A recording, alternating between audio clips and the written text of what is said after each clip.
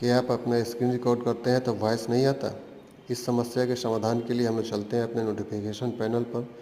Notification panel पर जाकर आपको करना है कि स्क्रीन रिकॉर्डिंग आइकन को लॉन्ग प्रेस करके रखना है। जैसे ही इसको लॉन्ग प्रेस करके आप लोग रखेंगे, कुछ इस प्रकार का इंटरफेस आपके सामने खुल कर आएगा। इसमें आप स्पष्ट रूप से देख सकते हैं कि पहला जो है वो है रिकॉर्ड सिस्टम साउंड, इसको आपको ऑन रखना है।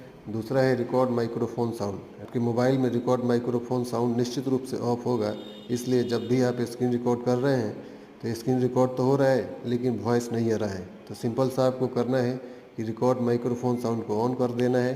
आप जाकर देखिए आपकी समस्या का समाधान हो गया होगा। अगर आपको ये वीडियो इन्फॉर्मेटिव लगी हो तो मेरे चैनल को सब्सक्राइब करें, लाइक करें और मेरा उत्साहवर्धन करें। जय हिंद दोस्तों।